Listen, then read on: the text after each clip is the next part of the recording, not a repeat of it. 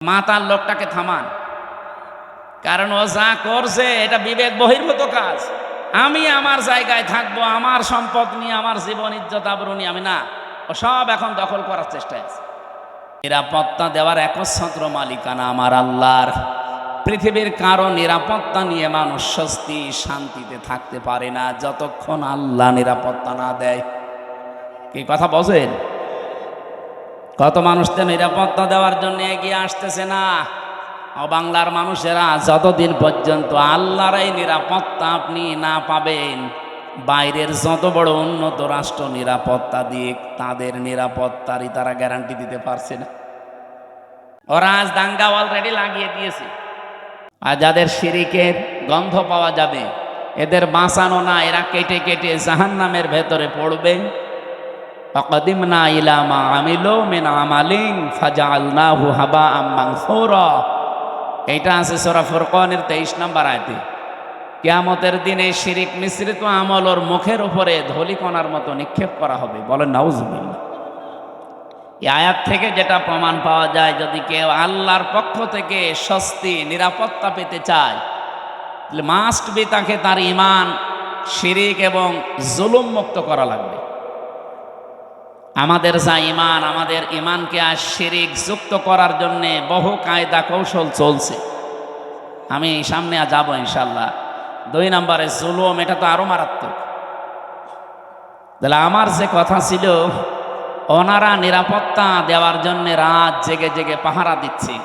আমি এখান থেকে কুষ্টিয়া পর্যন্ত যেতে কমপক্ষে 5 থেকে 6 জায়গায় এই ভাইদেরকে পাওয়া যাবে। ওই মানুষগুলো সারা রাত জেগে আছে, পাহারা দিচ্ছে।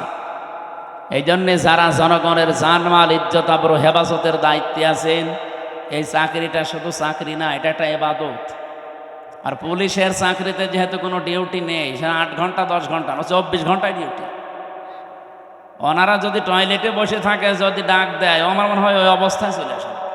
কারণ আমার দোলা ভাই পুলিশ, আমার চাচা পুলিশ, বাবাও ছিল এক সময়, এখন আর নেই। এই জন্য আমি ওনাদের কাজ কারবার কাছ থেকে দেখেছি, বহু কষ্ট স্বীকার করা লাগে এই কাজগুলোতে। এই জন্য এই চোখটা যেন আল্লাহ জাহান্নামের আগুনে না জ্বালান, সেরকম কাজকর্ম তাদের জীবনে করার তৌফিক আল্লাহ দান করে। তো পুরাটা জীবনই ওনাদের ইবাদত, 24 ঘন্টায় ইবাদতের ভেতরে আছে। 2 নম্বরে ওই চোখ জাহান্নামে যাবে না যারা রাতের বেলা নিজের গুনার কথা স্মরণ করে কাঁদে। এখানে 2 প্রকার মানুষই আমরা আছি। ওনারাও আছে, এখানে রাত জেগে গুনার কথা স্মরণ করে কন্দন করা মানুষ নেই। সুতরাং আমরা 2 প্রকার চোখই নিয়ে এখানে বসে আছি। এই চোখ দিয়ে আজকে আল্লাহর কোরআনে কারিমের কিছু কথা দেখতে চাই, কান দিয়ে শুনতে চাই। আল্লাহ আমাদের তৌফিক দেন, বলেন আমিন। আমি যে কথা তুলেছিলাম ওইদিকে যাবো ইনশাল্লাহ। দল মত জাতি বর্ণ ধর্ম নির্বিশেষে আজকের এই অনুষ্ঠান, এটা কি শুধু মুসলমানদের জন্য সাজিয়েছেন? না, অন্য ধর্মের যদি কেউ এসে থাকে, নাকি এই থানায় অন্য ধর্মের মানুষ নেই? আছে। অন্য ধর্মের কেউ যদি এসে থাকেন, আপনাকে ওয়েলকাম জানাচ্ছি। আমার যতটুকু বাস্তবতায় আমি দেখেছি, আমার মনে হয় কোনো মানুষ যে ধর্মই মেনে চলুক, ও যদি একটু বিবেকটা কাজে লাগায়, তাহলে পৃথিবীর 4,500 ধর্ম আছে, কোনো ধর্মে তার এই বিবেকে সাই দেবে না যে আমি থাকি। শুধু মান বলবে, টেনে আসবে যে আমি এই পৃথিবীর শান্তির ধর্ম ইসলামে যেতে চাই। কয়েকদিন আগে যশোরে এক কলেজের অধ্যাপক, বিসিএস ক্যাডার, ওনারা বলেছিলাম যে স্যার, আপনাকে মুসলমান হওয়া লাগবে। আপনি শুধু আমাদের ধর্মীয় গ্রন্থ কোরআন শরীফটা একটু বুঝে বুঝে পড়বেন। আপনি বাংলায় পড়েন, ইংরেজিতে পড়েন, যেভাবেই হোক বুঝে পড়বেন। 3 মাস পরে দেখি আল্লাহর বান্দা মুসলমান হয়ে গেছে।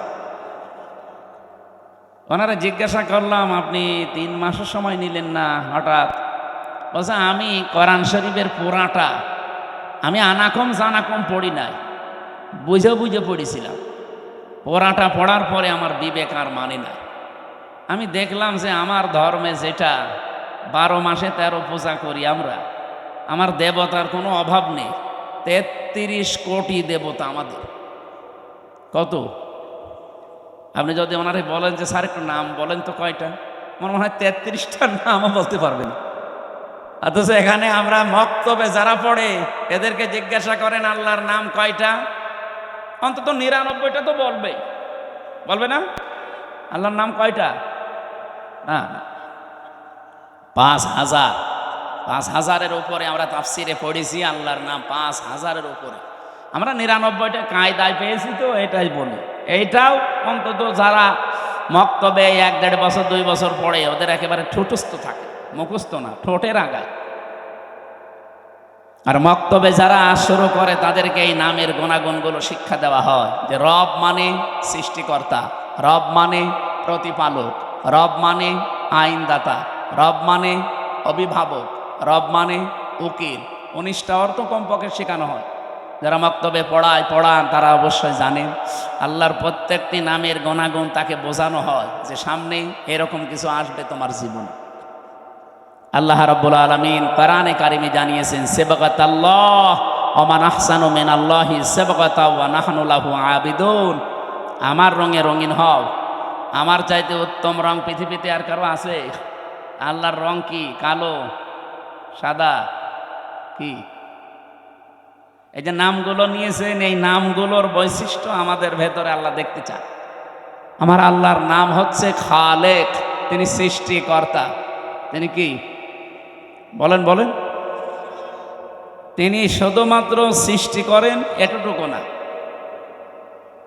সূরা মরিয়ম কি তহার ভেতরে আছে, তিনি সৃষ্টি করার পরে ওই সৃষ্টি চলতে যা লাগে ওই পথটা তিনি শুধু দেখাতে পারেন, অন্য কেউ পারে না। যেন এখান থেকে একটা বিষয় আমরা আপনাকে এখানে রেকর্ড হচ্ছে, তো সারা দুনিয়া যাচ্ছে এখন, এটা অলরেডি লাইভ চলছে। সারা পৃথিবীর যারাই দেখেন আল্লাহকে, যারা রব সৃষ্টিকর্তা এই শব্দে বিশ্বাস করে, তাদের জীবনে এই শিরিকটা যেন না আসে যে সৃষ্টিকর্তা অন্য কেউ হতে পারে। আমরা দুঃখজনক হলেও সত্য, যেহেতু বলা লাগছে, আমাদের যিনি পালিয়ে গেল, উনি একবার বলেছিলেন যে এই ফসলে বরকত হওয়ার পর বলেছিলেন, মা দুর্গা গজে চড়িয়ে এসেছে, এই জন্য ফসলে বরকত হয়েছে। ফসলে বরকত সৃষ্টি করে কি আল্লাহ না দুর্গা? অন্য হিন্দু যদি বলতো আমি জীবনে কিছু বলতামই না, সে একটা হাজি মানুষ। এরপর একজন মুসলমান বলেন তো ওনার মুখে এই কথা মানার? আল্লাহর যেই গুণ, আপনি সেই গুণটা কার ভেতরে দিয়ে দিচ্ছেন, টের পাচ্ছেন না যে কি বলছেন আপনি। এখানে শিরিক যারা করে ওই এলাকাকে আল্লাহ রাব্বুল আলামিন নিরাপত্তার বেষ্টনীর বাইরে ফেলে দেন।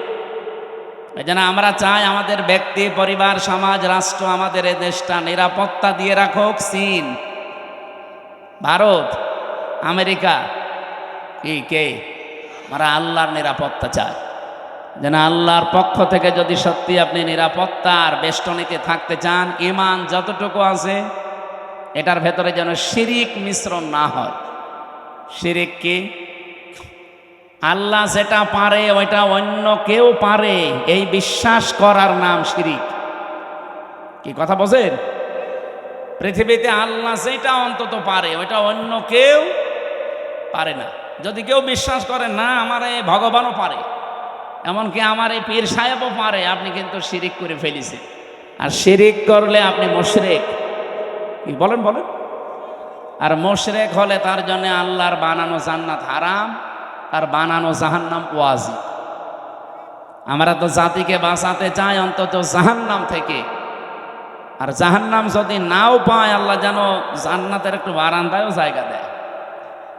কি কথা বলেন না কেন?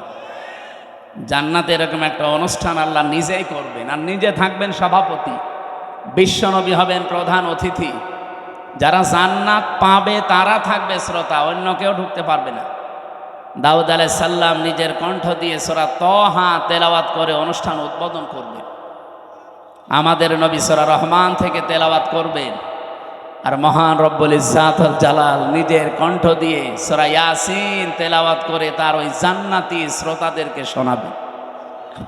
50 আলফা সানা মিম্মা তাউদ্দুন।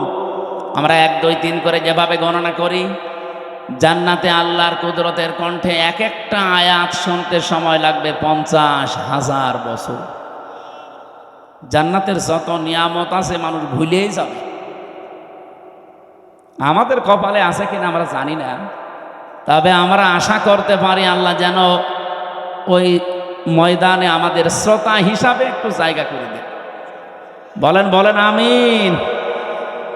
হ্যাঁ দেবে। আপনার জীবনে এমন কোনো কাজ যদি থাকে যেটা আল্লাহ ছাড়া আর আপনি ছাড়া আর কেউ জানে না, আল্লাকা সিররুন ইনদাল্লাহ বাইনাকা আনতা ওয়া বাইনাল্লাহ, আল্লাকা সাদাকাতুন তাখফা লা ইয়ালামুহা ইল্লাল্লাহ। কবি বলছে এমন কোনো কিছু তোমার জীবনে আছে, সাদাকা হোক নেক কাজ হোক, যেটা আল্লাহ ছাড়া আর তুমি ছাড়া কেউ জানে না। এরকম গোপন কিছু কাজ করে রাখবে। আমি এক ওসি সাহেবকে পড়াতাম বিশ্ববিদ্যালয়ে যখন ছিলাম, ওই 10 সালে।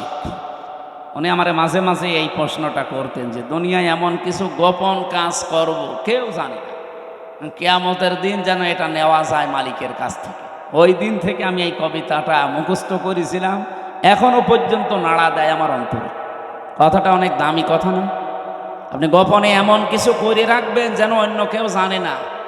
ওই যে পাহাড়ের যে 3 যুবকের ঘটনা আমরা শুনি, তাদেরকে আল্লাহ মুক্ত করেছিলেন তাদের গোপন এই নেক কাজের কারণে।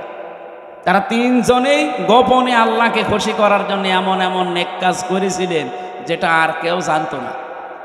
আল্লাহ রাব্বুল আলামিন ওই 3টা নেক কাজের ওসিলা দিয়ে তারা এই গোপন কাজের যেই দোয়া করেছেন, এত বড় বিশাল বিপদ যেখানে মরণ ছাড়া উপায় ছিল না, ওই বিপদ আল্লাহ কাটিয়েছেন, কালো মেঘ দূর করে দিয়ে তাদেরকে আল্লাহ বাঁচিয়ে দিয়েছেন।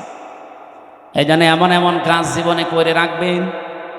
এই যে যারা সেজদা দেন, রাতের বেলা উঠে একটু নিরিবিলি, পৃথিবীর সব ঘুমিয়ে গেছে, এমন একটা সেজদা লাগাবে, অন্তত এক সেজদায় যেন 1 ঘন্টা কেটে যায়। আমি জেলখানায় থাকতে এই 3টা বছর বহু সেজদা এমন পেয়েছি, মানুষকে নিজেও দিয়েছে, মজাও লাগে একটা আলাদা। আপনি 45 মিনিট 1 ঘন্টা সেজদায় পড়ে থাকেন, কিছু বলাও লাগবে না, শুধু এমনি পড়ে থাকবেন, মনে হবে আল্লাহর কুদরতি পাই আমি পড়ে আছি। একটা আলাদা অনির্বচন সুখ আপনাকে আল্লাহ দান করবে, যেটা কিনতে পাওয়া যায় না। আল্লাহ আমাদের জীবনে এরকম কিছু গোপন নেকির কাজ করার তৌফিক দেন, বলেন আমিন। আমার ভাইরা, আমার যে কথা তোলার ছিল আমি তুলেছি। আমাদের ঈমান আমরা শিরিক মুক্ত করতে চাই। এগুলো হওয়ার পেছনে আমি কোরআন থেকে একটা কারণ পেয়েছি। সূরা ইউনূস 100 নম্বর আয়াত, 11 নম্বর পারা, 19 নম্বর পৃষ্ঠা, 4 নম্বর লাইনে আছে, শেষের দিকে পাবেন। ওয়ায়াজআলুর রিজসা আলাল্লাযিনা লা ইয়াকিলুন। কোন মানুষ যদি তার বিবেক অনুযায়ী কাজ না করে, আবার বলেন, কোন মানুষ যদি বিবেক অনুযায়ী কাজ না করে, তাহলে তার উপরে আল্লাহ নিজে ভুল সিদ্ধান্ত চাপিয়ে দেয়। ওয়ায়াজআলুর রিজসা আলাল্লাযিনা লা ইয়াকিলুন। বিবেক, বুদ্ধি, কমন সেন্স, এটা অনুযায়ী যদি কেউ দুনিয়াতে কাজ না করে, তার উপরে ভুল সিদ্ধান্ত চাপিয়ে দেয় কে? এই লোকটা বিবেক বহির্ভূত কাজ করেছিল। 1940 সালে ওদেরকে থাকতে দিয়েছিল, আমরা যেমন মায়ানকে রোহিঙ্গাদের থাকতে দিয়েছি, মানবতার খাতিরে ওদেরকে থাকতে দিয়েছিল। এই পৃথিবীর নিকৃষ্ট জাতি এখন এই ইহুদিরা, খালি গায় খালি পায়, তামাম দুনিয়ার কেউ নেয়নি। অথচ এই মানুষগুলোকে থাকতে দিয়ে এখন তারা কাল হয়ে দাঁড়িয়েছে। কি কথা বলে না কেন? যারা থাকতে দিল তাদেরকে এখন দেশ থেকে তাড়িয়ে দিচ্ছে। এই সিদ্ধান্তটা তার ভুল ছিল। এই মানুষগুলো বিবেক বহির্ভূত কাজ করার কারণে আল্লাহ এমন কিছু চাপিয়ে দিয়েছে যেটা এখন কন্ট্রোলের বাইরে। এদিকে তাকান, কোন দিকে তাকিয়ে আছেন আপনি? দ্বিতীয় নম্বরে আমাদের পাশের প্রতিবেশী নামে কলঙ্ক। সবাই খারাপ না, এখানে কিছু উগ্রপন্থী এতদিন যারা আমাদেরকে সারা বিশ্বের মোড়লদের কাছে জঙ্গি হিসাবে দেখাতে চেয়েছে, এখন তামাম দুনিয়ার সবচাইতে নিকৃষ্ট এবং বড় জঙ্গি ইন্ডিয়া। বিশেষ করে উগ্রপন্থী যারা, তারা, মোদি যেহেতু উগ্রপন্থী, এই জন্য নামও এসেছে পৃথিবীতে নিকৃষ্ট মানুষের তালিকায় 2 নম্বরে। আপনি এখন ইন্টারন্যাশনাল দিন, 6 জন মানুষের নাম পাবেন, দুনিয়ার সবাই তাদের ঘৃণা করে। 1 নম্বরে নেতানিয়াহু, 2 নম্বরে মোদি, 3 নম্বরে আমাদের যেটা পালিয়েছে, ওইটার নাম আমি বলি না, ওইটার নাম বললে আমার কেমন লাগে। বলেন এ মানুষগুলো কি শুধু আমরা খারাপ বলছি? তামাম দুনিয়া যত সৃষ্টি আল্লাহ করেছেন সব সৃষ্টি ওদের ঘৃণা করে, দেখতেই পারে। আপনি কি মনে করছেন ওটা তার কাটার ওপারে থাকবে? বাতাস এই দেশে আসলো বলি এজন্য গোবিন্দ পরামানিক অলরেডি কাল পরশুদিন জানিয়েছে, হে পৃথিবীর হিন্দুরা, আমাদের বাপ দাদা মুসলমান যারা, তারা হাজার হাজার বিঘা জমি জায়গা ওয়াকফ করে দিয়েছিল মসজিদ, মাদ্রাসা, খানকা, গোরস্থান, ঈদগার জন্য। অথচ এখন অবৈধ একটা আইন পাশ করে সব দখল করে নিচ্ছে। আর এমন শয়তানের শয়তান খালি মাটির নিচে মন্দির পায়। পৃথিবীর মানুষ মাটির নিচে পায় তেল, গ্যাস, সোনা, রূপা, আর ও কি পায়? খালি মন্দির পায়। তাহলে যেখানে সেখানে না, শুধু মসজিদের নিচে মন্দির পায়। এখন যদি বাংলাদেশে আমরা আওয়াজ তুলি যে ঢাকার স্বামীবাগের এই ইসকন মন্দির, এটা 1000 বছর আগে মসজিদ ছিল, এটা ভেঙে ফেলা হবে, মানবেন? আর আমরা করবো না, কারণ আমাদের এই ধর্মে এরকম বাড়াবাড়ি, জোর জবরদস্তি, এ দাঙ্গা এগুলো আছে। লা ইকরাহা ফিদ্দীন, ধর্মে কোনো বাড়াবাড়ি নেই, যার ধর্ম সে পালন করবে। এই দেশেই তো এই জন্য পৃথিবীতে আমাদের দেশটা আজ মানে উজ্জ্বল দৃষ্টান্ত হয়ে আছে। এই 54 বছরে আমরা আরো উপরে থাকতাম যদি প্রতিবেশী না থাকতো। এই শয়তানরা আমাদের উঠতেই দেয়নি, খালি মিথ্যা ছড়িয়েছে। মাইক্রোসফট রিপোর্ট দিয়েছে তামাম দুনিয়ার 257টা দেশ নিয়ে, যে পৃথিবীতে সবচাইতে বেশি মিথ্যা তথ্য পরিবেশন করে ইন্ডিয়া। ওরা আল্লাহর একটা একটা করে ঘর সব ভেঙে ফেললো। কতগুলো ঘর ভেঙেছে দেখেছি, আজকেও একটা ঘর ভেঙেছে। আমার মনে হয় আমার নিজের ঘর ভাঙলেও আমাদের মুসলমানের কাছে এত কষ্ট লাগতো না, আল্লাহর ঘর ভাঙলে আমাদের যত কষ্ট লাগছে। এই লোকটা বিবেক বহির্ভূত কাজ করছে, এই জন্য কোরআনের কথা ছিল ওয়ায়াজালুর রিজসা আলাল্লাযিনা লা ইয়াকিলুন, যারা বিবেক বহির্ভূত কাজ করবে তার উপরে ভুল সিদ্ধান্ত চাপিয়ে দেবে কে? এই জন্য আপনারা ওকে থামান, নয়তো টুকরা টুকরা হতে কিন্তু দেরি হবে না। এই কথা বলে না কেন? এই দুইটা দেশের কথা বলার পরে আমি একটা কথা বলতে চাই, যেহেতু সামনে এসেছে এই জন্য বলছি। বাংলাদেশে কালকের দিন পর একটা রায় আছে, দুইটা বিষয়ের রায় একদিনে হতে পারে, নিবন্ধন এবং একটা মাজলুম মানুষ জনাব এটিএম আজহারুল ইসলাম। আমার মনে হয় যারাই দায়িত্বে আছেন বিবেক বহির্ভূত কোনো কাজ করবেন না। যদি বিবেকের বাইরে যে কোনো কাজ করেন, রাগে হোক আর কারো ইশারায় হোক, ভুল সিদ্ধান্ত কিন্তু আল্লাহ চাপিয়ে দেবে, তখন আর সামাল দিতে পারবেন না। কারণ এই দেশের মানুষ অলরেডি তাদের দেওয়ালে পিঠ থেকে গেছে বারবার এই তারিখ পেছাতে পেছাতে। আর মামলা লাগে, আমি তো এই 3 বছরে টের পেয়েছি, আমার মামলাটা কমপক্ষে 30 বার সিএমএম কোর্ট, জজ কোর্ট, হাইকোর্ট মিলে 30 বার উঠেছে। যেদিন ওঠে মনে করলাম যাক আজকে বের হতে পারবো। ও আল্লাহ, বিকালবেলা সংবাদ আসে না, হয়নি, আবার 1-1.5 মাস পেছিয়েছে। এই সময় যে কি কষ্ট লাগে, যারা জেলে থাকে তারা ছাড়া এ ওয়াজ করে বোঝানো যাবে। অথচ কয়বার ঘোলার এলে লোকটাকে বারবার ঘোরাচ্ছে, এমনকি 6 তারিখে ডেট দিয়ে এখন আবার ফের 8 তারিখে। আমার মনে হচ্ছে এরা যদি বিবেক বহির্ভূত কাজ এবার করে না, এবার সামাল এরা দিতে পারবে না। আমার কথা আমি সবাইকে জানাচ্ছি, আগামী 8 তারিখে কালকের দিন পর আমরা চাই এই মাজলুম মানুষটাকে নিঃশর্তভাবে খালাস করে দেওয়া হোক। এই মাজলুম মানুষটা বেকার 13 বছর জেলে আছে। যে সমস্ত সাক্ষী, এগুলো পৃথিবীর 8ম আশ্চর্য বিষয়।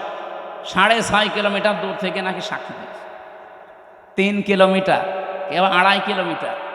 ওর চোখে কি শকুনের চোখ লাগানো ছিল, তাও তো সম্ভব না। এই জন্যে বাঙালিকে আর হাইকোর্ট দেখাবেন না, বিবেক বহির্ভূত কোনো কাজ যেন এ দেশে আর না হয়। আমি 318 পৃষ্ঠা পড়লাম এই 3 দিনে, যে নারী কমিশন যেটা জমা দিয়েছে, এর ভেতরে প্রায় কোরআনের 13টা আয়াতের ওরা ভুল ধরেছে। আরে 13টা আয়াত কেন, 13টা অক্ষরও তো বাদ দেওয়া কোরআন থেকে সম্ভব না। এই কথা বলেন না কেন?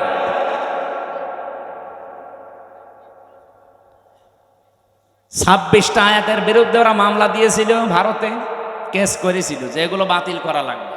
আর এরা অলরেডি 13টা আয়াতে হাত দিয়েছে। এদের পেছনে কোনো রাঘব বোয়াল আছে, অথবা এরা মানসিক বিকারগ্রস্ত, মেয়াদ উত্তীর্ণ গাঁজা খেয়ে ফেলিস। মেয়াদওয়ালা গাঁজা খেলেও তো মানুষ, আমি তো দেখি লালনের মাজারে পুলিশে পাহারা দেয়, মেয়াদওয়ালা গাঁজা খাইতে, এই জন্য ওরা চুপচাপ থাকে। আর এরা মেয়াদ উত্তীর্ণ গাঁজা খেয়েছে, এই জন্য এমন এমন কথা দিয়েছে, এ মানে পড়ার পরে আমার আশ্চর্য লাগছে, এরা কি বাইরে থাকার মতো সুস্থ মানুষ? এদের তো পাবনায় পাঠানো দরকার।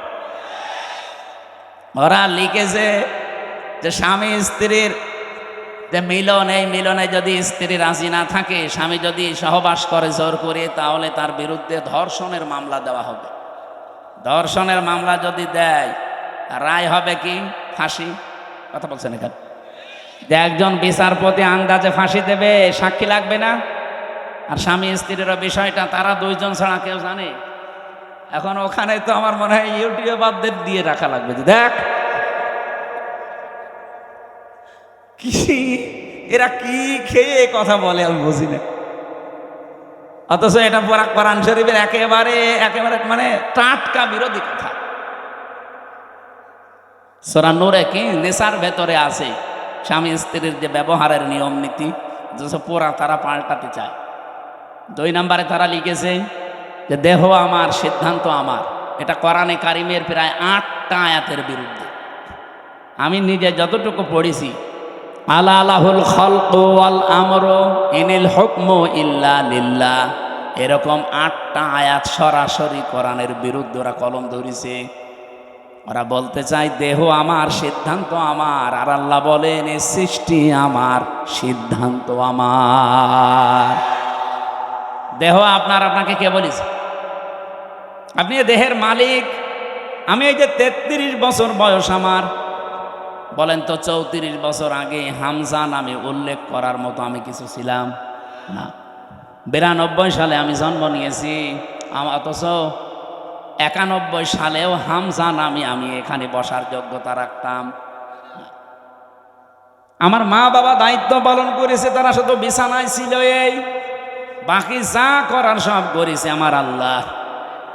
আল্লাহ বলেন মায়ের রেহেমের ভেতরে বাবার এই বীর্যটা যখন দ্রুত গতিতে এখানে এসে হাজির হয়, কমপক্ষে এটা 40 দিন 40 দিন 40 দিন 40 পাল্টাতে থাকে।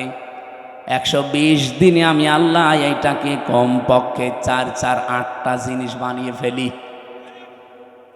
আপনি যদি এখানে কম্পিউটার ভেড়াতেন, স্ক্রিন দিলে আমি একটা একটা করে আপনাকে দেখাতে পারতাম। বাবার এই নাপাক পানিটা দিয়ে আল্লাহ যে 4টা জিনিস বানায়, এটা সূরা তরিকের ভেতরে আছে। ফালিয়ানজুরিল ইনসানু মিম্মা খুলিকা মিম্মা দাফিকিন ইয়াখরুজু মিন বাইনিস সুলবি ওয়াত তারাইব।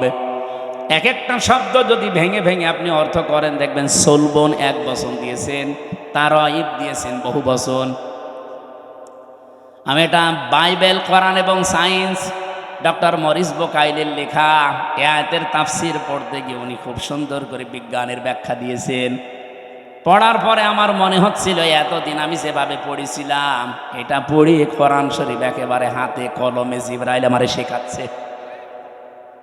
বাবার এই নাপাক পানিটা যখন যেতে থাকে, বিজ্ঞান এখন দেখাচ্ছে কম্পিউটার দিয়ে কমপক্ষে 40,000 হামজা তৈরি হওয়ার ক্ষমতা রাখে 1 ফোঁটা বীর্য। মায়ের জরায়ুর যে দেওয়াল আছে, এখানে ধাক্কা লেগে হয়তো অনেকে পড়ে যায়, যেতে পারে না ওই রেহেম পর্যন্ত। হয়তো কারো 1টা যায়, 2টা যায়, 5টা যায়। এই পৃথিবীতে 13টা পর্যন্ত সন্তান জন্ম দিয়েছে এক মহিলা ক্যালিফোর্নিয়ায়। এর উপরে আর কেউ পারে নাই। বলেন তো 40,000 মানুষ একটা ফোঁটার ভেতরে আমার আল্লাহ লুকিয়ে রেখেছে। যদি মায়ের পেটে জায়গা থাকতো, আমার আল্লাহ 40,000 সন্তানই ওখান থেকে বের করত। আমি ওই দিন থেকে যে প্রতিযোগিতা আরম্ভ করেছি, আমাকে কেউ হারাতে পারে নাই। আমার নিজেরই ভাই বোন কিন্তু 40,000-এর ভেতরে মাত্র আমি হামজা একা বেঁচেছিলাম। বাকি 39,999 জন সব ওই দেওয়ালের সাথে ধাক্কা লেগে মরে গেছে। আল্লাহ পাক ওখানে আমাকে নিয়ে প্রথম 40 দিনে সুম্মা খালাকনান নুতফাতা আলাকাতান ফাখালাকনাল আলাকতা মুদগাতান ফাখলাকনাল মুদগাতা ইযামা ইলা আখিরি আয়াত।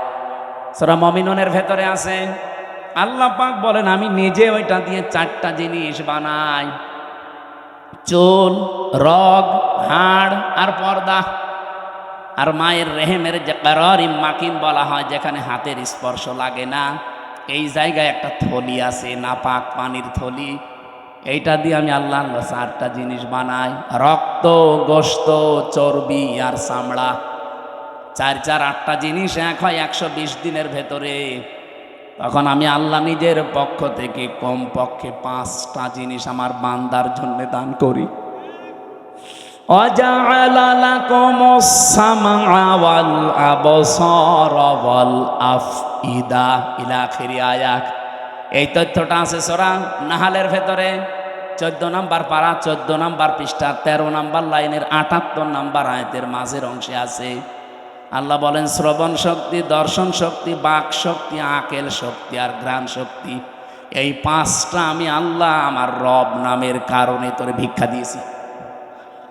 যদি একটা কম দিতাম, দুনিয়ায় তুই আসতিস কিন্তু পূর্ণাঙ্গ হয়ে না, অপূর্ণাঙ্গ হয়ে। বলেন তো, রব নামের কারণে যে 5টা জিনিস আল্লাহ দয়া করে আমারে দিলেন, যদি দর্শন শক্তি না দিত তাহলে আমি আসতাম কিন্তু কানা হয়ে। অনেক কানা মানুষ আসে না, বলেন বলেন। আল্লাহ পাক যদি বাক শক্তি না দিত, কথা বলা, তাহলে আমি আসতাম কিন্তু বোবা হয়ে। আমাকে যদি আল্লাহ শ্রবণ শক্তি না দিত, আমি আসতাম কিন্তু কালা হয়ে। যদি আকেল শক্তিটা না দিত, আসতাম কিন্তু পাগল হয়ে। অনেক পাগল আসে না, তখন আমাকে স্বাভাবিকভাবে স্টেজে ওঠা দূরের কথা, প্রধান অতিথি, বিশেষ অতিথি, ওসি সাহেব দূরের কথা, মানুষ বলতো নাম, এখান থেকে কানা, পাগল।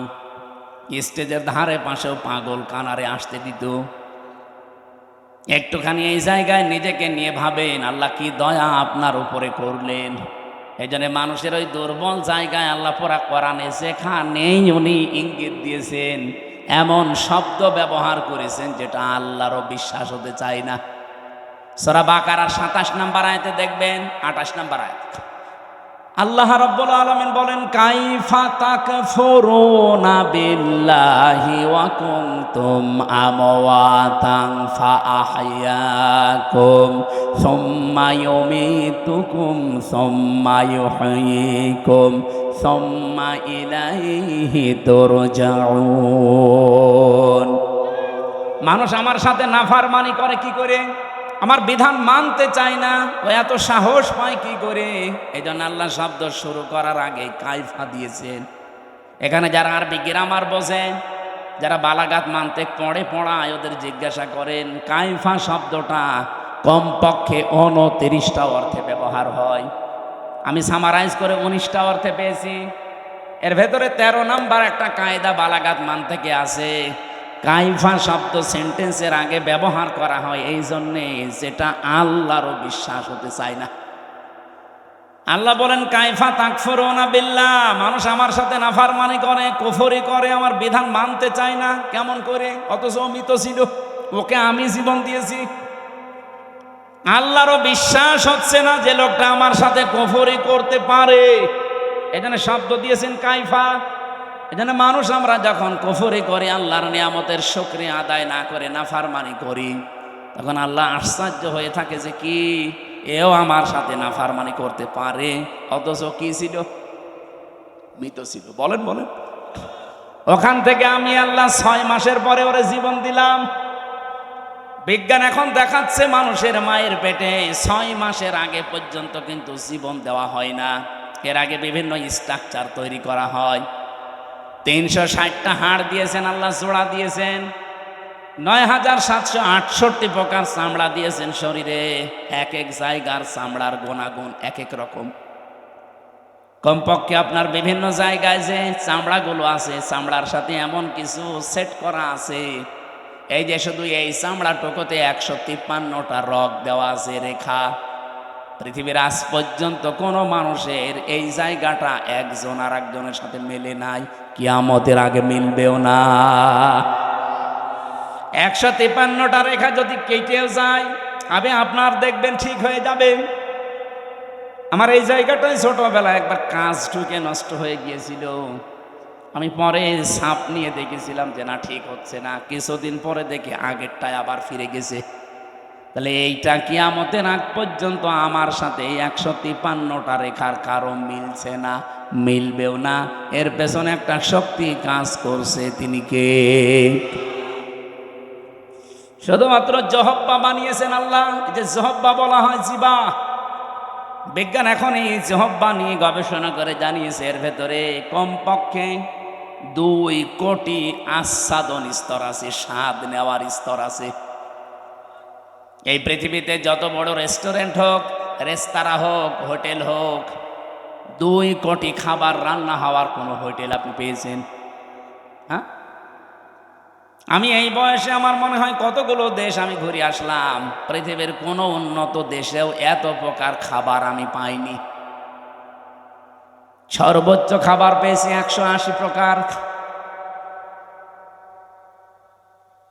এই যে গাজীপুরের কাপাসে একটা হোটেল আছে নিরিবিলি, তোতামিয়া, ও খাবার রান্না করে 180 প্রকার পর্যন্ত খাবার ওর হোটেলে আমি পেয়েছি। একটা মাহফিল দিয়েছি, বললাম খাবার দেন তো কি কি আছে দেখি। এটা কি? বলছে কাঁঠালের পাতা ভর্তা। কাঁঠালের পাতা ভর্তা বলে এও একটা তরকারি, আর এইটা বাঁশের পাতা ভর্তা। মানে সারা দুনিয়া কুড়িয়ে মাত্র 180 প্রকার, আর আমার জহব্বার ভেতরে আল্লাহ স্বাদ নেওয়ার স্তর দিয়েছেন কত? 2 কোটি। কিয়ামত পর্যন্ত দিলেও তো এর স্বাদের স্তর শেষ হবে না। এই স্তরটা আল্লাহ দেয় কখন? বিজ্ঞান এখন জানাচ্ছে কমপক্ষে যখন 6 মাস হয়ে যায়, 6 মাসের পরে তখন আপনার ভেতরে আল্লাহর রুহু দেয়। এটা আল্লাহর সিদ্ধান্ত। রুহু কি? আল্লাহর হুকুম বা সিদ্ধান্ত। ওরা যে বলছে সিদ্ধান্ত আমার, দেহ আমার, আরে ভাই দেহ আপনার না, সিদ্ধান্ত আপনার না। এ দেহ বানিয়েছে ওই যে শুরু থেকে কে বলেন তো? আরো জোরে বলেন। মা বাবার কে দায়িত্ব ছিল? সূরা ওয়াকিয়ার ভেতরে আছে, ওরা শুধু বিছানায় ছিল, এই শেষ। বাকি যা করছে ওখান থেকে, সেই বীর্য থেকে হামজা পর্যন্ত কে? 6 মাস পরে যখন ক্ষুধার উদ্রেক দেখা দেয়, আল্লাহ পাক তখন নিজে খাবার সরবরাহ করার জন্য, তার যে রাজ্জাক নামটা আছে, ওই রাজ্জাক নামের কারণে দুনিয়ার কোনো খাবার দিলে তো আপনি হজম করতে পারবেন না, কারণ আপনার দাঁত নেই। আছে? এই জন্য মায়ের মাসিক অসুখ বন্ধ করে দিয়ে ওই নাপাক রক্তটা আল্লাহ মুখ দিয়ে দেয় না, নাভির ভেতর দিয়ে পাস করে আমাকে বাঁচিয়ে রাখে। নবীজি বলেন আল্লাহ মুখ দিয়ে না দিয়ে নাভি দিয়ে দিয়েছে কেন জানো? পৃথিবীতে আল্লাহর বান্দারা এসে যেন এই মুখ দিয়ে কোনো নাপাক জিনিস ভেতরে না দেয়। অথচ আমরা আল্লাহর এমন বান্দা আছে, আল্লাহ মায়ের পেটের ভেতরে মুখটা পবিত্র রেখে দিয়েছে, নাপাক রক্ত মুখ দিয়ে দেয়নি, নাভি দিয়ে দিয়েছে। অথচ এসে এখানে কত মানুষ এই মুখে নাপাক জিনিস দেয়। বলেন তো, সুদের টাকা আর ঘোষের টাকা এটা পাক না নাপাক? এখানে কত মানুষ বসে আছে, টাকা ছেড়ে রাখে আর টাকা আসে। এটা কি বলে না? এটার আর একটা নাম আছে। বলেন তো, যে 1000 টাকা যারা ছেড়ে দিয়েছেন, মাসে মাসে 100 টাকা 200 টাকা করে বেশি দেয়, এই কাজে যারা আছেন এই টাকাটা পান, এটা কি নাপাক? নাপাক। যারা এগুলো করছেন তাদের ছেড়ে দেওয়া লাগবে, নয়তো আপনি নবীর হাদিস অনুযায়ী মায়ের সাথে জিনা করছেন। কারা কারা এই কাজে আছেন হাত তোলেন তো। এই এলাকা তো ভালো মনে হচ্ছে, আলহামদুলিল্লাহ। তাহলে তো ওসি সাহেবের কাছে অনেক নালিশ যায় না মনে হয়, এলাকা অনেক ভালো, একটা লোকও নেই। যারা এই যে নাপাক জিনিসগুলোর ভেতরে অন্যতম আর একটা এলাকায় চলে কিনা আমি জানি না, বিড়ি আছে, এটা ছেড়ে দেবে, এটা বদ অভ্যাস। ওটা খেলে মুখ পর্যন্ত আমার মনে হয় গন্ধ হয়ে যায়। যারা খায় তারা তো টের পায় না, যারা পাশে দাঁড়ায় তারা টের পায়। আপনি একটু চিন্তা করেন না, আপনার এই নাভির ভেতর দিয়ে আল্লাহ পাস করে আপনাকে বাঁচিয়েছে, কেন মুখ দিয়ে ওটা দিতে পারতো না? আল্লাহ জানে যে আমার বান্দা এই নাপাক জিনিস আমি মুখ দিয়ে দিলে এ মুখটা নাপাক করে ফেলবে। আমি চাই এটা পবিত্র থাক, দুনিয়ায় যে আমি আল্লাহর পবিত্র নাম যেন উচ্চারণ করে। সুবহানাল্লাহ বলতে পারেন না? 6 মাসের পরে যখন রুহু এসে গেছে, খাবারের উদ্রেক দেখা দেয়। আল্লাহ পাক বলেন খাবার তো এভাবে চলতে থাকে, আস্তে আস্তে আমি আল্লাহ নিজে তখন আকৃতি বানাই। ওয়াল্লাযী ইউসাউবিরুকুম ফিল আরহামি কাইফা ইয়াশা ইলা আখিরি আয়াত। সূরা আলে ইমরান 3 নাম্বার পারা, এটা 9 নাম্বার পৃষ্ঠা 6 নাম্বার লাইনের 6 নাম্বার আয়াতের প্রথম অংশে আছে। আল্লাহ বলেন তিনি সে আল্লাহ যিনি মায়ের পেটের ভেতরে তোমাদের আকৃতি তৈরি করেন। তোমার যে আকার আকৃতি এটা পৃথিবীর কেউ বানায়নি, এটা আমার আল্লাহর নিজের সিদ্ধান্তে তৈরি হয়েছে। এই জন্য পৃথিবীর যত সৃষ্টি সবচাইতে সুন্দর সৃষ্টি মানুষ। কথা বলে লাকাদ খালাকনাল ইনসানা ফি আহসানি তাকওয়িম। পৃথিবীতে সবচাইতে সুন্দর করে আল্লাহ বানিয়েছে মানুষের এই চেহারাকে। এত সুন্দর আর পৃথিবীর কোন সৃষ্টির ভেতরে আপনি পাবেন না। কিন্তু এই সুন্দর চেহারার মানুষগুলো যখন নিচে নামতে থাকে, সুম্মা রাদাদনাহু আসফালা সাফিলিন, এরা এত নিচে নামে যে পশু পাখি পর্যন্ত এত নিচে নামে না। এই বাংলাদেশে নিচে নামে নাই। আসিয়ার মতো 7 বছরের মেয়েকেও যারা ধর্ষণ করতে ছাড়ে না, ওরা কি মানুষ না জানোয়ার? জানোয়ার বললেও ভুল হবে, কারণ জানোয়ারও অত নিচে নামে না।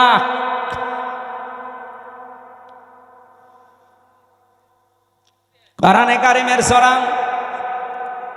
এটা বানি ইসরাইলের ৭০ নম্বর আয়াতের প্রথম অংশে আছে, 15 নম্বর পারা 8 নম্বর পৃষ্ঠার প্রথম নাম্বার লাইনে আছে। এটা আমি শিক্ষা দেওয়ার জন্য বলছি। ওয়ালাকাদ কাররামনা বানি আদম। আল্লাহ পাক বলেন বনি আদম সন্তানকে আমি আল্লাহ সম্মানিত করেছি। কে? আরো জোরে।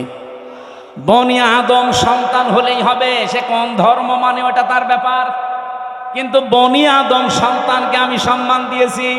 আল্লাহ এখানে বলেন না যে আমি মুসলমান সন্তানকে সম্মান দিয়েছি, না। বনি আদম সন্তান যারা মানুষ পদবাচ্চা বিবেচিত যারা, তাদের সম্মান দিয়েছে কে? কিন্তু দুঃখজনক হলেও সত্য, এই বাংলাদেশে এই সম্মানিত সৃষ্টি মানুষের সম্মান নিয়ে সবচাইতে বেশি সিনিমিনি খেলা হয়েছে। 54 বছর তো বটেই, 15.5 বছর আরো বেশি। আমরা চাই আগামীতে এই সম্মানিত সৃষ্টি আল্লাহ যাদের সম্মান দিলেন, এই বনি আদম সন্তানের সম্মান নিয়ে কেউ যেন সিনিমিনি খেলতে না পারে। আমার কথার অর্থ আপনি বুঝেছেন? আপনি না বুঝলেও এরা বুঝেছে। আগামীতে কেউ যেন এদের সম্মান নিয়ে সিনিমিনি খেলতে না পারে, সেই ব্যবস্থা করা লাগবে। যারা এই ব্যবস্থা ভেঙে দিয়েছিলেন, ওইটা আবার জোড়াতালি দেওয়া লাগবে। আল্লাহর কথা তো অনেক ওজন, আপনি টের পাননি, আমি অনেক ভেতরে চলে গেছি। এই সম্মানিত সৃষ্টির সম্মান আমরা চাই, এদের শান্তি স্বস্তি নিরাপত্তা কল্যাণ আমার আল্লাহর পক্ষ থেকে। যে মানুষগুলো তাদের ঈমানের সাথে শিরিক এবং জুলুম মিশ্রণ করবে না, তাদের জন্যে। জুলুম কি? যেই জিনিস যেখানে রাখা দরকার ওইটা ওই জায়গায় না রেখে অন্য জায়গায় রাখার নাম জুলুম। এই যে মাথার এই টুপিটা থাকা দরকার মাথায়, এটা যদি কেউ পায়ের কাছে রাখে, টুপির সাথে জুলুম। এক কথা বলছেন না কেন? আমার স্যান্ডেল আমি পেছনে রেখে দিয়েছি, এটা থাকার দরকার পায়ের কাছে, এটা যদি আমি মাথায় নিয়ে বসে থাকি, এটা এই স্যান্ডেলের উপরে জুলুম। কারণ যেখানে যার স্থান ওইটা ওই জায়গায় রাখা লাগবে। আল্লাহ পাক এই কোরআনকে পাঠিয়েছেন এই পৃথিবীর ময়দানে সবচাইতে উঁচু জায়গায় রাখার জন্যে। আর বাংলাদেশে সবচাইতে উঁচু জায়গা এখন সংসদ। এক কথা বলছেন, আমরা চাই এই কোরআন সংসদে যাক। অধ্যাপক মুজিবুর রহমানের মতো মাত্র 300 এমপির 151 জন যদি সামনে এই নির্বাচনে কোরআন বুকে নিয়ে যেতে পারে, এটা উপরে উঠে যাবে। কি এই কথা বলে না কেন? 300 জন লাগবে না, মাত্র 151 জন অধ্যাপক মুজিবুর রহমান আমরা চাই, যারা কোরআন বুকে নিয়ে যেতে পারবে। আর সংসদের প্রথম অধিবেশনে তারা বিল আনবে, মাননীয় স্পিকার আমরা নামাজের আর জাকাতের বিল চাই। উনি যখন বলবে হাত তোলেন, 151 জন যদি হাত তুলে ফেলে ওই দিন নামাজটা কায়েম হয়ে যাবে দেশে, জাকাতটা সরকারিভাবে কায়েম হয়ে যাবে, তখন আর নামাজের ওয়াজ জাকাতের ওয়াজ করা লাগবে না। ভালো কাজগুলো সব আইন পাশের মাধ্যমে চালু হয়ে যাবে, অন্যায় কাজ অবৈধ কাজ সব আইন পাশ করে বন্ধ করে দেওয়া হবে। সূরা হজের এই 40-41 নম্বর আয়াতে 4টা কর্মসূচি আছে। আমরা চাই মানুষের শান্তি, স্বস্তি, নিরাপত্তা, জুলুম থেকে বাঁচার জন্য এই 4টা কাজ রাষ্ট্রীয়ভাবে জারি হোক। 54 বছরে যারা গেছে জারি করে নাই, এবার যারা যাবে তারা যেন করে, সেই ব্যবস্থা করে দেওয়ার দায়িত্ব ফেরেশতাদের। কাদের? বলেন বলেন। আমি যে আয়াতের শেষ অংশ পড়েছিলাম এই সংক্রান্তই আমি এসেছি এবার জায়গা মতো। আল্লাহ পাক বলেন, কাবুর আলাল মুশরিকিনা মা তাদউহুম ইলাই। আমি ওই কমিশনের এটা বাদ দিয়ে দিলাম। আমি একটা শিক্ষা দিতে চেয়েছিলাম, আমার মনে হয় আপনারা বুঝে ফেলেছেন যে দেহ আমার, সিদ্ধান্ত আমার, এটা আল্লাহর সাথে শিরিক। কারণ দেহ আমার না, সিদ্ধান্ত আমার না। দেহ আল্লাহ বানিয়েছে, সিদ্ধান্ত তার। ওটা সূরা আরাফের 54 নম্বর আয়াতের মাঝের অংশে আছে, আপনি বাড়িতে তাফসীরে দেখে নিন। আমার আয়াত হচ্ছে সূরা শূরার 13 নম্বর আয়াতের শেষের অংশ। আমরা যদি সত্যি এই দেশে 151 জনকে সংসদে পাঠাতে চাই যারা বুকে কোরআন নিয়ে প্রবেশ করবে, এই কথা শুনলে সবচাইতে বেশি রাগ করবে মুশরিকরা। এই জন্য কাবুর আলাল মুশরিকিনা মা তাদউহুম ইলাই। হে নবী, আপনি যেদিকে ডাকতেছেন মানুষকে, যান আকিমুদ্দিন, যেটা অধ্যাপক সাহেব পড়ছিলেন, নামাজের মতো, রোজার মতো, যাকাত দেওয়ার মতোই ফরজ হচ্ছে আল্লাহর এই জমিনে আল্লাহর বিধানটা কায়েম করা। এই পৃথিবীতে যত নবী আল্লাহ পাঠিয়েছেন, শুধু 2 জন নবী বাদ দিয়ে প্রত্যেক নবীর উপরে তাদের আসল মিশন আর ভিশন ছিল এইটা, আনাকিমুদ্দিন ওয়ালা তাতাফাররাকু ফি। দিন কায়েম করো, কোনো ফতোয়াবাজি করবা না। এ বাংলাদেশে এরকম একটা পরিবেশ তৈরি হচ্ছে, দল মত জাতি বর্ণ ধর্ম নির্বিশেষে সবাই গোবিন্দ পরামানিকের মতো মানুষ বলছে এই দেশে ইসলাম কায়েম হলে আমরা সব চাইতে নিরাপদে থাকতে পারবো। আর আপনি কি বলছেন? কি সে একটা হিন্দু মানুষ যদি একথা বলতে পারে? সেদিন গাইবান্ধায় হিন্দুরা দেখেছেন, আমিরে জামাতের আগে বক্তব্য দেওয়ার সময় বলেছে এই দেশে যদি ইসলাম যায় ক্ষমতায়, এদেশের অন্যান্য ধর্মের মানুষেরা সবচাইতে বেশি নিরাপত্তায় থাকতে পারবে। তারা অলরেডি এখন বুঝে ফেলছে। এই জন্য আমাদের জীবনের সব ফরজের বড় ফরজ এইটা হাতে নেওয়া দরকার। দিন যতদিন কায়েম না হবে ততদিন আমাদের স্বস্তি নেই। এটা কারো কাছে যদি রাজনীতি মনে হয়, হ্যাঁ এটাই আমাদের রাজনীতি। এটা যদি কারো কাছে মনে হয় যে এটা ধর্ম ব্যবসা, হ্যাঁ এটাই আমার ধর্ম ব্যবসা। কারো কাছে যদি মনে হয় এটা দুনিয়ার কাজ, হ্যাঁ এটাই আমার দুনিয়ার কাজ। কারণ আমার এই কাজ দিয়ে আমি আখেরাত তৈরি করতে চাই। আমি একা না, আমার চাইতে বড় বড় যারা, আপনি তাকান, শারআ লাকুম মিনাদ-দ্বীন মা ওয়াসসা বিহি। ওয়াসসা মানে কি? শক্তিশালী উপদেশ। আল্লাহ বলেন শারআ লাকুম মিনাদ-দ্বীন, আমি নির্ধারিত করে দিয়েছি, নির্দিষ্ট করে দিয়েছি, নির্ধারণ করে দিয়েছি তোমাদের জন্যে আমার দ্বীনকে, মা ওয়াসসা বিহি।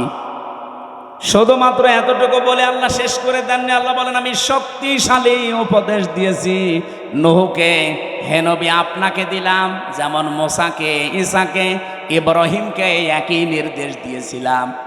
আমি আয়াতের তাফসীর পড়তে গিয়ে দেখেছি এই পৃথিবীতে যত নবীকে আল্লাহ পাঠিয়েছিলেন, এক একজন নবীর শরীয়ত ছিল আলাদা আলাদা, কিন্তু দিন ছিল এক। আমার কথা বোঝেন? পৃথিবীর যত নবীকে আল্লাহ পাঠালেন প্রত্যেকটি নবীর দিন ছিল এক, কিন্তু শরীয়ত আলাদা আলাদা। এটা বোঝাতে গিয়ে আমি তাফসীর একটা উদাহরণ পেয়েছি। এই এদিকে তাকান, একজন বাড়িওয়ালা 5 জন কর্মচারী রেখেছে, এক একটা কর্মচারীর কাজ আলাদা আলাদা। মালিক কয়জন? আরো জোরে। কিন্তু কাজ যাদেরকে 5টা কর্মচারী আলাদা আলাদা দিয়েছে, প্রত্যেকটা অর্ডারের উপরে মালিকের যেহেতু হুকুম আছে, প্রত্যেকটা হুকুমের দাম আছে না নেই? তারা তো প্রত্যেকেই মালিকের কর্মচারী। কাজ এক একজনকে এক একটা ভাগ করে দিয়েছে। কেউ বাজার করবে, কেউ বাড়ি ঘর ঝাড়ু দেবে, কেউ দারোয়ানিতে করবে। আল্লাহ পাক বলেন আমি মালিক, আমি দিন একটাই পাঠিয়েছি, কিন্তু এক এক নবীর শরীয়তে জীবন বিধানের ভেতরে আলাদা আলাদা নিয়ম দিয়েছিলাম।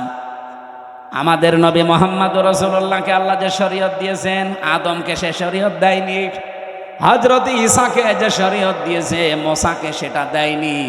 কিন্তু লক্ষণীয় বিষয় একটা, যত নবী এসেছে দিন সবার কিন্তু এক ছিল, আর সবাইকে আল্লাহ নির্দেশ দিয়েছে আনাকিমুদ্দিন, দিন কায়েম করো। তাফসীর আমি দুইটা জিনিস এখান থেকে আরো ফলো করে পেয়েছি, এইদিকে তাকান।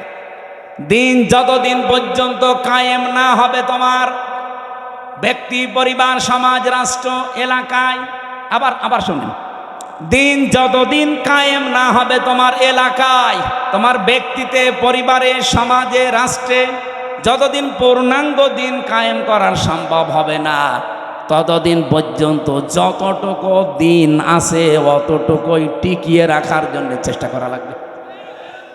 না আমি বোঝাতে পারিনি, এটা একটু কঠিন। দিন এখনো বাংলাদেশে যেহেতু কোরআনের 500 আইন আছে, একটাও কায়েম নেই।